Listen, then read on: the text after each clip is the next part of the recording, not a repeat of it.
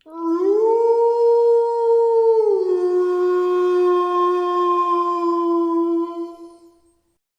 Friends, ఇంకొక కొత్త horror స్టోరీతో మీ ముందుకు వచ్చేసాను. ఈ స్టోరీ చాలా ఇంట్రెస్టింగ్గా ఉంటుంది.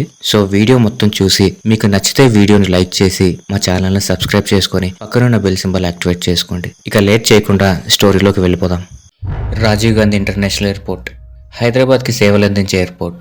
ఇది రాజీవ్ గాంధీ ఇంటర్నేషనల్ ఎయిర్పోర్ట్ కంటే కూడా శంషాబాద్ ఎయిర్పోర్ట్గా ఎక్కువ ప్రసిద్ధి చెందింది. ఈ ఎయిర్పోర్ట్ నుండి ప్రతి నెల వేలాది మంది ప్రయాణికులు ప్రయాణిస్తూ ఉంటారు. అలానే ఈ ఎయిర్పోర్ట్ చాలా ప్లెజెంట్ ఇంకా బ్యూటిఫుల్గా ఉందని ప్రజలు అనుకుంటారు.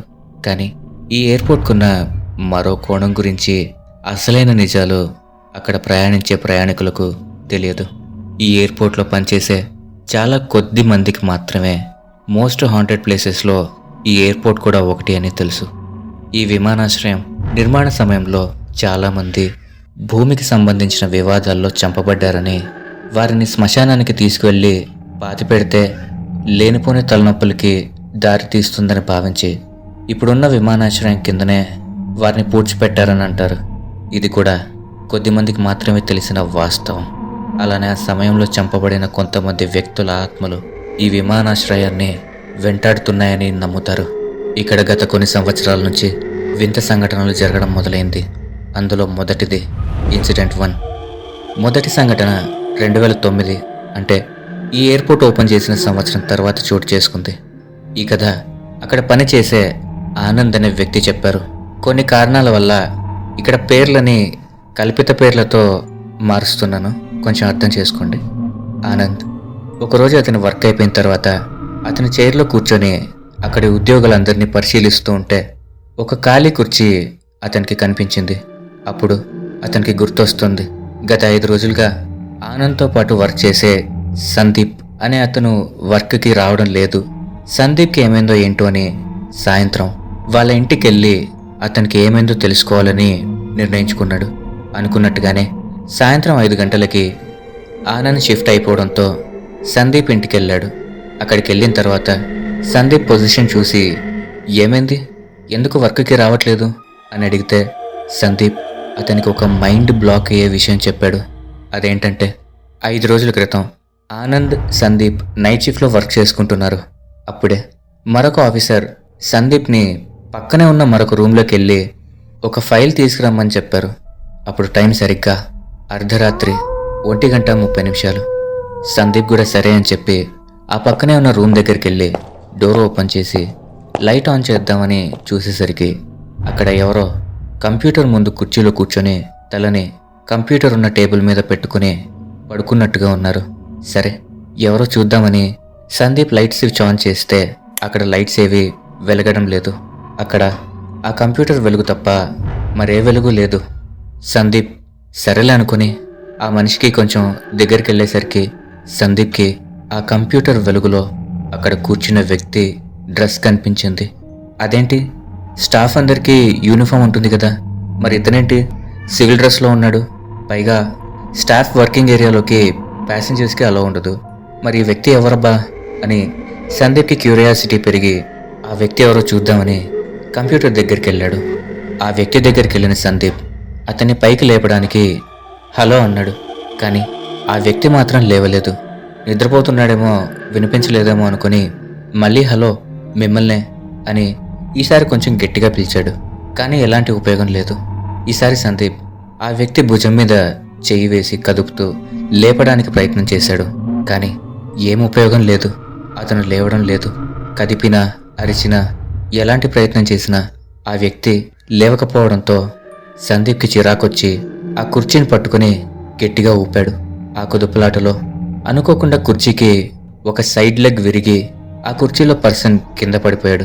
సందీప్కి గిల్టీగా అనిపించి సారీ అని అంటే ఆ పర్సన్ కింద నుంచి పైకి లేచి సందీప్కి వీపు కనిపించేలా నిల్చున్నాడు. ఇటువైపు తిరగండి అని సందీప్ అంటే ఆ పర్సన్ గట్టిగా నవ్వుతూ సందీప్ వైపు తిరిగాడు. ఆ వ్యక్తిని చూసిన సందీప్కి ఒళ్ళంతా చెమటలు పట్టేసి ప్యానిక్ అయిపోయాడు. ఎందుకంటే ఆ వ్యక్తి మొహం తెల్లగా, నోట్లో నుంచి రక్తం కారుతూ, మొహం మీద ఘాట్లు, చేతుల మీద బ్లడ్ మార్క్స్తో చాలా భయంకరంగా ఉన్నాడు.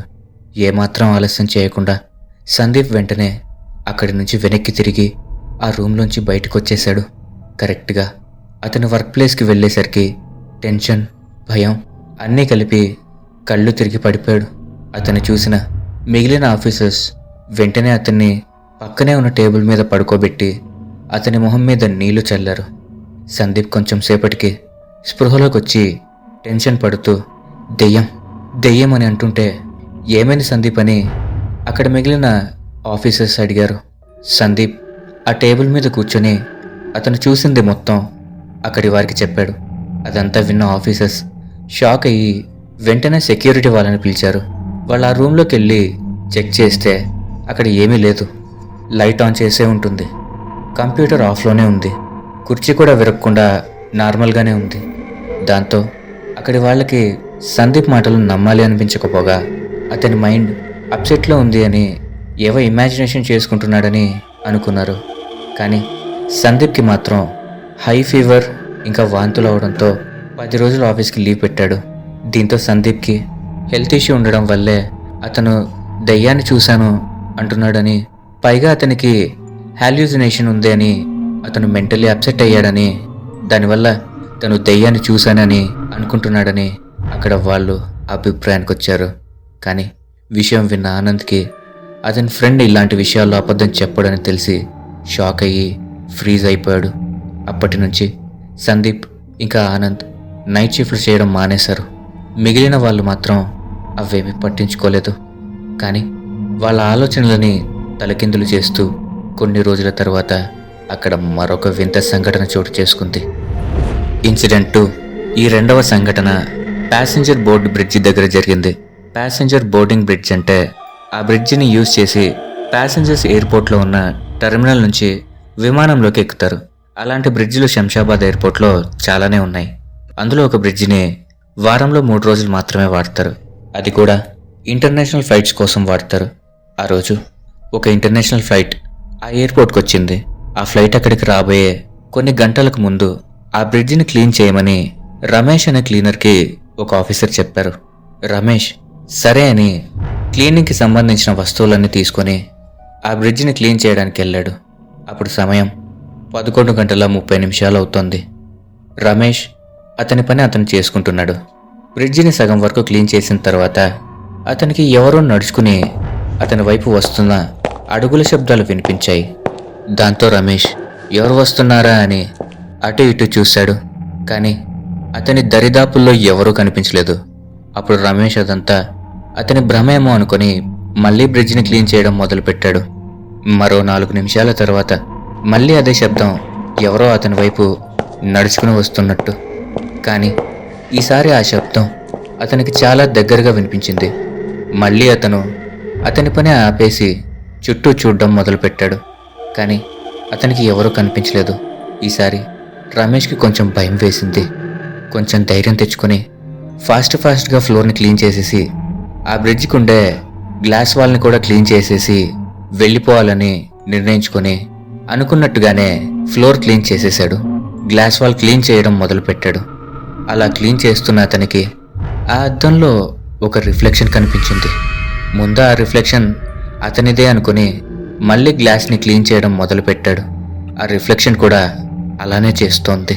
కానీ కొంచెం సేపటికి అతను తుడవడం ఆపేసి స్ప్రేయర్తో లిక్విడ్ స్ప్రే చేస్తున్న ఆ రిఫ్లెక్షన్ మాత్రం ఇంకా గ్లాస్ని తుడుస్తూనే ఉంది. అది చూసిన రమేష్ అది అతని ప్రతిబింబం కాదు అని అర్థమైంది. రమేష్ బ్రిడ్జికి లోపలుంటే ఆ రిఫ్లెక్షన్ మాత్రం బ్రిడ్జికి అవతల సైడ్ ఉండి గాల్లో తేలుతున్నట్టుగా ఉంది. అలా చేయడం సాధారణ మనుషులకి సాధ్యం కాని పని అని రమేష్కి అర్థమయ్యి అది దయ్యమో భూతమో అయ్యుంటుందని గ్రహించి అక్కడి నుంచి పరిగెత్తుకుని టెర్మినల్కి వెళ్ళి అక్కడున్న వాళ్ళకి చెప్తే సెక్యూరిటీ ఆఫీసర్స్ బ్రిడ్జి లోపలికి వెళ్ళి చెక్ చేయగా అక్కడ వాళ్ళకి ఎవరు కనిపించలేదు. మళ్ళీ సందీప్ సంఘటన లాగానే ఇది కూడా ఉంది అని గ్రహించిన అక్కడి స్టాఫ్ ఒకదాని వెంట ఒకటి 2 సంఘటనలు జరగడంతో వాళ్ళందరికీ ఒక్కరిగా ఎక్కడికైనా వెళ్ళాలంటే భయం పట్టుకుని ఎక్కడికి వెళ్ళాలన్నా గుంపుగా వెళ్ళడం, లేదంటే కనీసం ఇద్దరైనా జట్టుగా వెళ్ళడం మొదలుపెట్టారు. వీళ్ళు భయంలో ఉండగానే అక్కడ మరో సంఘటన చోటు చేసుకుంది. Incident number 3. అది మంగళవారం రాత్రి 3:30 ఒక ఇంటర్నేషనల్ ఫ్లైట్ శంషాబాద్ ఎయిర్పోర్ట్కి వచ్చి ఎయిర్ ట్రాఫిక్ కంట్రోలర్ అంటే చాలామందికి ఏటీసీ అంటే చాలామందికి అర్థమవుతుంది. ఆ ఏటీసీ దగ్గర ల్యాండ్ అవ్వడానికి క్లియరెన్స్ కూడా తీసుకుని రన్వే మీద పైనుంచి కిందికి వస్తున్న సమయంలో ఫ్లైట్లో ఉన్న పైలట్ మరియు కో పైలట్కి రన్వే మధ్యలో ఎవరో ఒక అమ్మాయి నిల్చుని వాళ్ళ ఫ్లైట్ని చూస్తూ ఉన్నట్టు కనిపించింది. ఇద్దరు షాక్ అయ్యి ఒకరి మొహం ఒకరు చూసుకుని ఇక వెంటనే లేట్ చేయకుండా పైలట్ ఫ్లైట్ని ల్యాండ్ చేయకుండా మళ్ళీ గాల్లోకి తీసుకుని వెళ్తే కో పైలట్ ఏటీసీ వాళ్ళకి ఇలా రన్వే మధ్యలో ఎవరో నిల్చుని ఉన్నారని ఇన్ఫర్మేషన్ ఇచ్చాడు. వెంటనే ఏటీసీ స్టాఫ్ అలానే కొంతమంది సెక్యూరిటీ ఆఫీసర్స్ రన్వే దగ్గరికి వెళ్ళి చూస్తే సేమ్ సీన్, వాళ్ళకి ఎవరూ కనిపించలేదు. రన్వేనే కాకుండా కార్గో సెక్షన్ కూడా మొత్తం వెతికినా అక్కడ వాళ్ళు తప్ప ఇక ఎవరూ లేకపోవడంతో ఏటీసీ స్టాఫ్ ఫ్లైట్ ల్యాండ్ అవ్వడానికి మరోసారి క్లియరెన్స్ ఇచ్చారు. ఈసారి ఎలాంటి గడబిడా లేకుండా ఫ్లైట్ని సేఫ్గా ల్యాండ్ చేశారు.